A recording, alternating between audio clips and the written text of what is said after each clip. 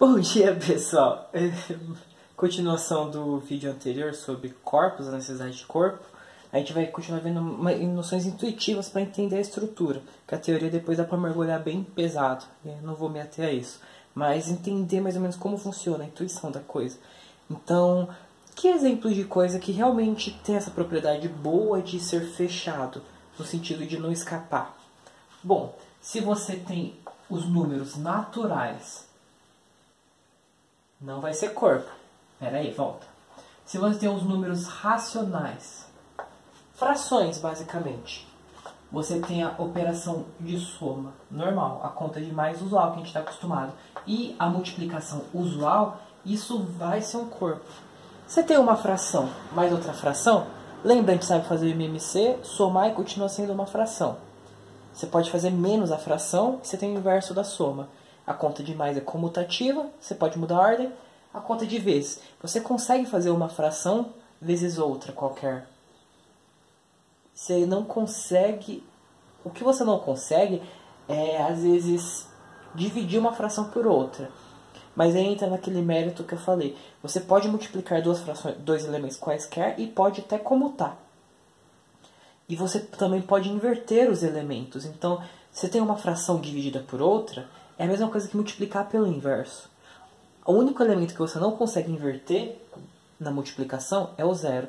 Isso é uma coisa que também faz parte do corpo. Todo mundo pode ser invertido na multiplicação, exceto o zero.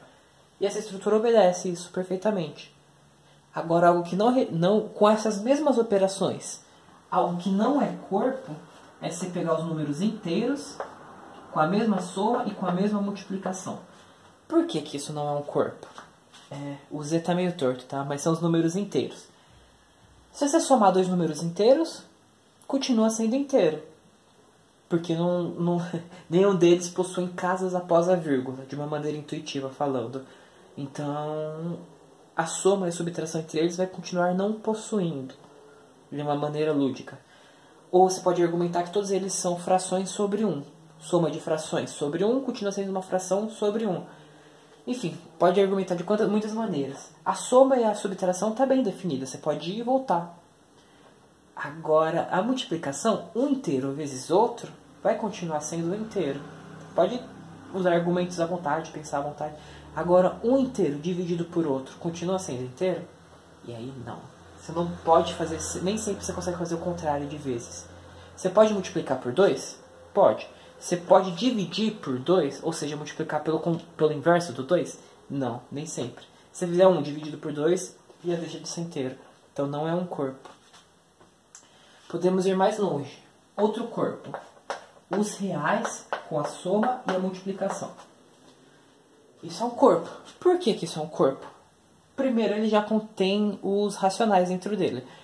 Mais do que conter os racionais, ele é maior ainda. E todo irracional, que são os que foram adicionados, também podem ser escritos como frações mais complicadas, mas também são frações. E como obedecem às mesmas regras de frações, eles também podem ser invertidos, somados, multiplicados, com a única exceção de que o zero continua sendo um problema. Os reais são um pouquinho mais chatos de falar porque tem a ver com a construção deles, de cortes de Dedekind, ou sequências de Cauchy, ou mesmo se você axiomatizar ele é um pouquinho mais chato porque ele tem a propriedade da não enumerabilidade. Eles são muito maior, então complicado. E aí, uma outra coisa bem intuitiva que não é corpo, os naturais com a soma e com a multiplicação. Mesma coisa. Soma dois números naturais, continua inteiro e positivo. Multiplica dois números naturais, continua inteiro e positivo. Mas aqui tem um problema maior ainda. O contrário de mais está bem definido aqui nos naturais. Pega um natural menos outro natural. Nem sempre vai ser natural. Então você não pode fazer 2 menos 3. Saiu do conjunto original. Saiu dos naturais. Por isso a gente quase sempre escreve o corpo como uma tripla ordenada.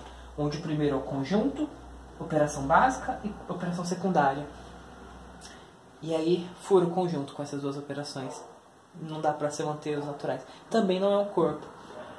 A gente pode ir para corpos um pouco mais complicados. Por exemplo, os números complexos, com a soma e com a multiplicação. Aqui é bem mais chatinho. Porque a gente tem que usar as propriedades dos reais para provar que ele é um corpo. Porque ele vai ser uma dupla, né? Um par ordenado. Parte real e parte imaginária. Você consegue inverter ele, você prova que tem inverso, você prova cada uma das propriedades. É bem mais demorado, mas também é um corpo. Agora eu vou dar uma ideia não intuitiva de uma coisa que não é corpo.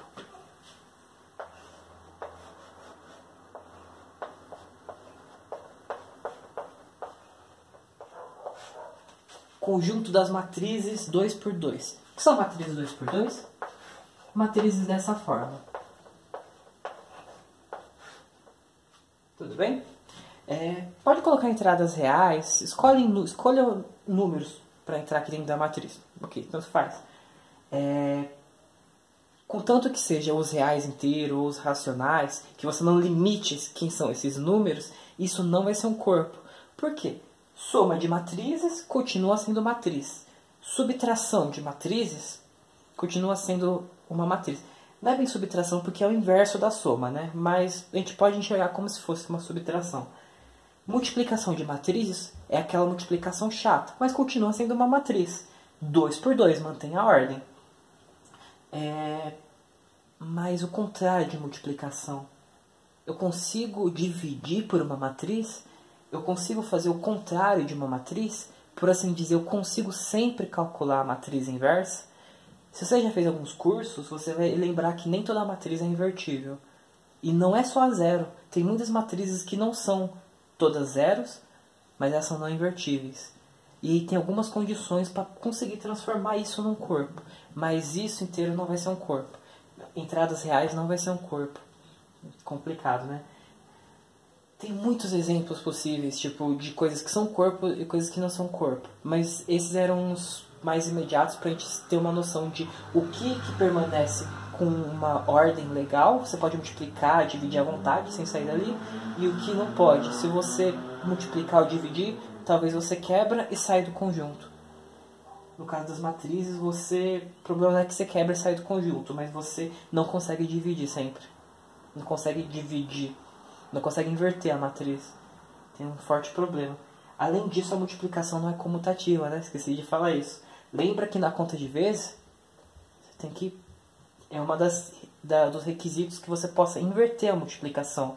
2 vezes 3 é igual a 3 vezes 2. Com matrizes, isso nem sempre é válido. Tem matrizes que, se você inverter a ordem, muda tudo.